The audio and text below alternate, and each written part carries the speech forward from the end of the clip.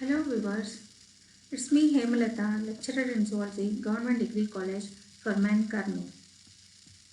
What do you mean by DNA sequencing? DNA sequencing is a technique by which the precise order of the nucleotides within the DNA molecule can be determined. It is used to determine the sequence of the individual's large genetic regions, full chromosomes or entire genomes. Today, we are going to discuss about DNA sequencing by Sanger method. His method forms the basis for the modern computer automated DNA sequencing techniques. Sanger sequencing method was developed by Frederick Sanger and his colleagues at the University of Cambridge in 1977, and they got the Nobel Prize in 1980 for their work. This is the most common method used to sequence DNA. It's also termed as chain termination method or dideoxynucleotide method, as the dideoxynucleotides act as the chain terminators. The technique involves the in vitro synthesis. Based on the principle and the biochemistry of the DNA replication, DNA sequencing is done.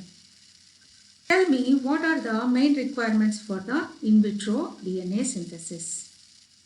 The first one is we should have a template strand.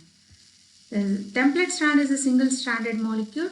This is a 3' end of the template, and this is the 5' of the template.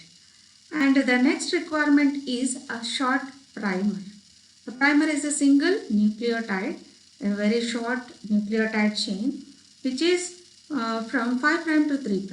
It is attached to the 3' end of the template molecule. And the next requirement is DDNTPs. All the nucleotides DDATP, DDGTP, DDCTP and DDTTP are the one which are needed for the synthesis of the new strand. The next requirement is a DNA polymerase. It is an enzyme which is required for the synthesis of the new DNA strand from the primer which is attached already to the 3' end of the template. So as the DNA polymerase polymerases, a new DNA strand will be synthesized. Let's now see the importance of the primer in the DNA synthesis. The primer is an essential requirement for the DNA synthesis. Here, in the DNA synthesis, the nucleotides are bound by phosphodiester bonds. The phosphodiester bond is formed between the 5' group of the one nucleotide and the 3' group of the other nucleotide. At the 5' there is a phosphate group, and whereas at the 3' there will be the OH group, hydroxyl group, which is the most requirement for the phosphodiester bond formation. So, if a normal nucleotide is attached beside already existing nucleotide, a phosphodiester bond will be formed due to the presence of 3' OH group. Sanger has used dideoxynucleotides for the synthesis. So, let us now see the difference between the dideoxynucleotide and the normal nucleotide. This is a normal nucleotide where the 3' OH group is available, whereas the dideoxynucleotide is the one where the 3' OH is absent, and here the 3' is having the hydrogen. It is not able to get attached to the 5' phosphate of the existing nucleotide. So, this molecule acts as a terminator. So, the termination of the chain synthesis occurs whenever the dideoxynucleotides are attached in the polymerization. Sanger method is the one where the 4 reaction vials are taken, and in all the 4 reaction vials, common components are used. The common components are the DNA template to be sequenced, the primer, DNA polymerase, and all the 4 types of DNTPs. Only the difference is the dideoxynucleotides which we attach here. So the dideoxynucleotides are the only difference between all the 4 test tubes. The template strand to be sequenced forms the main base for the synthesis of the new DNA strand. For the synthesis of the new DNA strand, the primer is the most essential. In Sanger's original method, primers are the one which were radio labeled, but in our experiment let us radio label the dideoxynucleotides. So the primers, they are taken one type of primers in many copies, and the DNA template to be sequenced is also taken in many copies, and the DNA polymerase enzyme, a large amount of DNA polymerase enzyme, and a large amount of DNTPs, all the nucleotides, DATP, DCTP, DGTP, DDTP, they should be in a numerous amounts, large amounts are added. Whereas little amount of DDNTP should be added. One DDNTP for each 100 DNTPs can be added in each test tube. Here in this reaction test tubes, the first reaction tube is with the DDATP. It is radio-labeled one. The second test tube, DDCTP is taken. The third one, DDGTP. The fourth test tube, DDTTP. As a result of the reactions here inside, there will be the synthesis of the strands, maybe completely synthesized strands or the incompletely or partially synthesized strand. The partially synthesized strands are the one which are showing the dideoxynucleotide which is attached at the end of the DNA synthesis. Now, here let us see the main steps which occur inside each test tube. Inside each test tube, in all the 4 test tubes, the reaction occurs parallelly. The first step is the denaturation of the DNA strand will occur. The double-stranded DNA molecule is converted to a single-stranded DNA molecule by heating at 96 degrees centigrade. The second step is the attachment of the primer and the extension of the bases. At 55 degrees to 56 degrees centigrade, the primers are first annealed to the normal template strand. They attach at the 3' end of the template strand. And after that, the polymerase enzyme starts the polymerization process and the new DNA strand will be formed. So, without the primer, DNA polymerase can't synthesize the new DNA strand. Why? Because the 3' hydroxyl group is available. It is the one which is facilitating the synthesis of the new DNA strand that can be done only by the DNA polymerase. DNA polymerase can synthesize a new strand, but without primer it can't form the newly synthesized strand. The last step is termination. Normal DNTPs when attached, the synthesis continues and the whole strand will be synthesized. But in case occasionally the DDNTPs, if they get attached to the growing strand, there the 3' OH group is not there. Only there is 3' hydrogen. There is no OH group. So the synthesis of the new strand may be terminating in between the reaction. So as a result, a partially synthesized strands are formed due to the addition of DDNTPs. As a result, in the first reaction mixture where dideoxy ATPs are added, the synthesis may be a fully completely synthesized strand or the partially synthesized strand.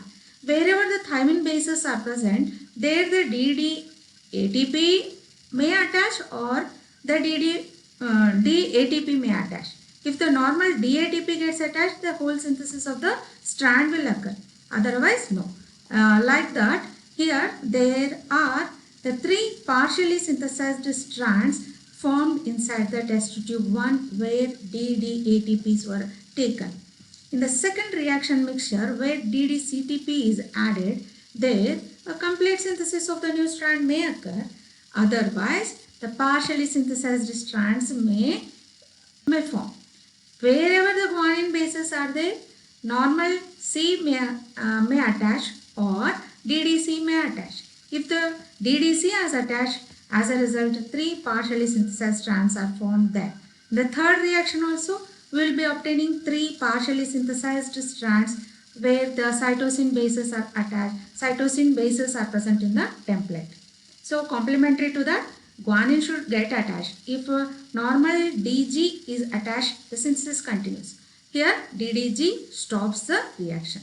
In the fourth reaction mixture also, wherever there are the adenine bases, the thymine should attach. If this is a normal thymine base, the continuation of the strand occurs. Otherwise, partially synthesized strands are formed.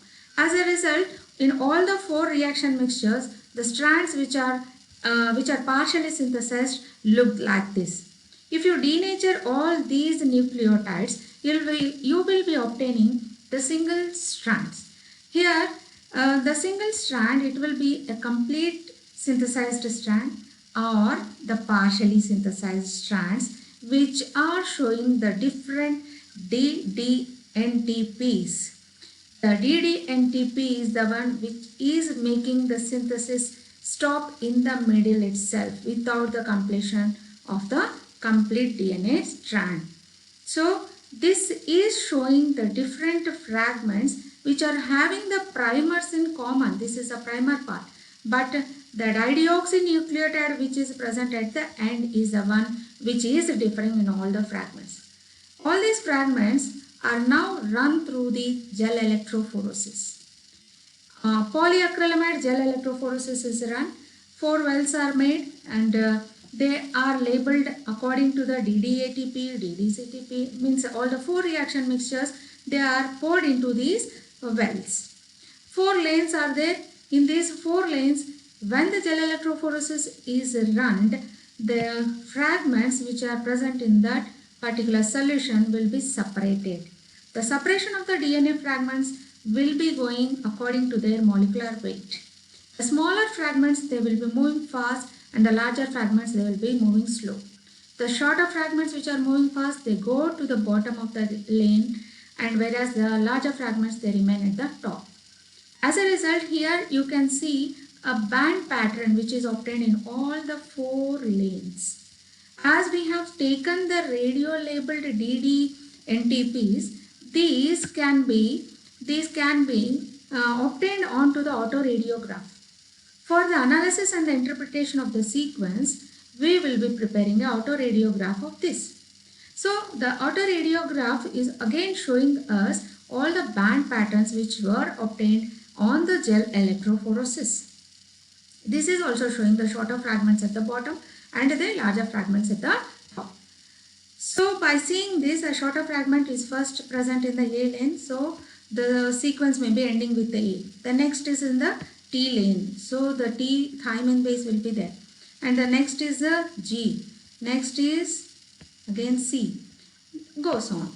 So here the sequence from the shorter fragment to the longer fragment, if we label, we will be obtaining a sequence which shows the sequence of the newly synthesized strand. By seeing this, you can obtain the sequence present on the original strand. So the original strand will be complementary to this. So the sequence will be like this. So G, T, A, T, G, C, C, A, G, C, A and T. This is from 5 prime to 3 prime.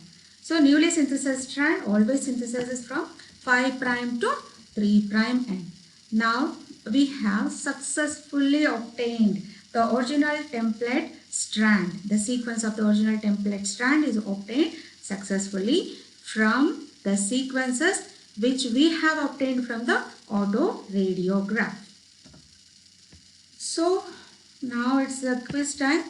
The smaller fragments of single-stranded DNA molecules, which in known sequences are called as the primers, and the direction of synthesis of a new DNA strand occurs from 5 prime to 3 prime always. DNA strand can act as a template, is the one from 3 prime to 5 prime on DNA strand. The enzyme which carries the synthesis of a new strand is always the DNA polymerase, and the stop nucleotides in the Sanger sequencing method are, what are those? They are the dideoxynucleotides. So hope you have understood the topic. That's all here in the two days video lecture. Hope it may be helpful to you. Thank you for watching.